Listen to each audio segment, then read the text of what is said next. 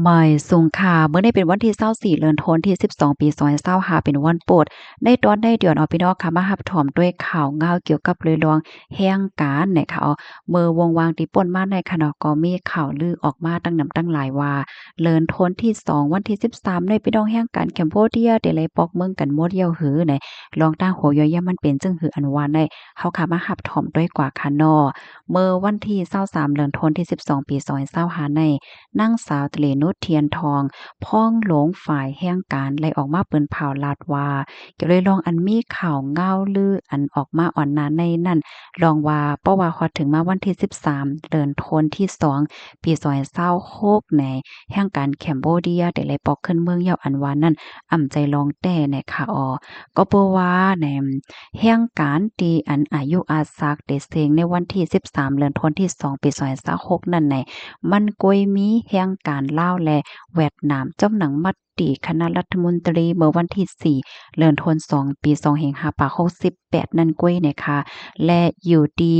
คณะรัฐมนตรีเมื่อวันที่2เดือนธันวาคมที่12ปี2568นั่นก็ไล่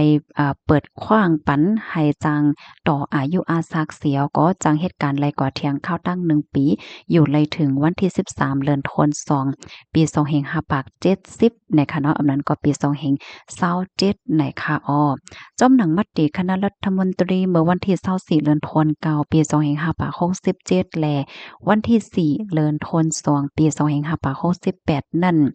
เนาะแห่งการแคมโบเดียเขาเนี่ยก็จางอยู่ไล่ดอกบ่ฮอดถึงวันที่13เดือนธันวาคมปี2570ไหนเนาะอำนั้นก็ปี2527นะคะและจางตื้อสืบ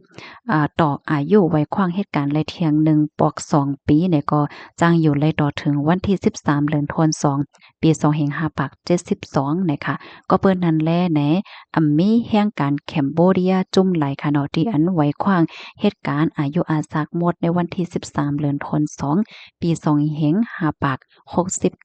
นั้นก็ปี2026นะคะก็เปิ้นนั้นแลย้อนให้ปอเล็งนายจังและพี่น้องแห่งการ ติดตามถ่อมข่าวง้าวตีอันลูกมาดีข้องการลงฝ่ายลงปองจึงข้องการลงฝ่ายตั้งการกะนานก้อยไหนค่ะอันนี้ก็ได้เลยว่าเป็นข่าวง้าวลำลองเลยลองใหญ่เด็ดๆค่ะนะก็แค่ย้อนให้พี่น้องค่ะเอาเฮ็ดเป็นตอนสอนบางป้องบางไรในเฮาค่ะหันข่าวที่นั่นที่ในออกมาเนี่ยก็อย่าไปกึ้งกลางตกใจเนี่ยค่ะเนาะให้เฮาค่ะไปถ่อมด้วยอันเป็นตั้งการมันเสก่อนให้ในค่ะนะพี่น้องแห่งการแคมโบเดียเขามังก็มังก้นเทนนอนป้อมรับยอกค่ะอยู่เนาะเมื่อวงวางที่ป่นบ้านในข่าวได้ก็มาแห้งหนะในค่ะเนาะ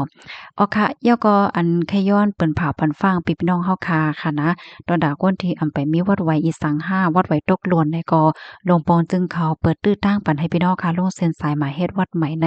ต่อถึงวันที่26ในค่ะนออ๋อค่ะไม่สงค่ะ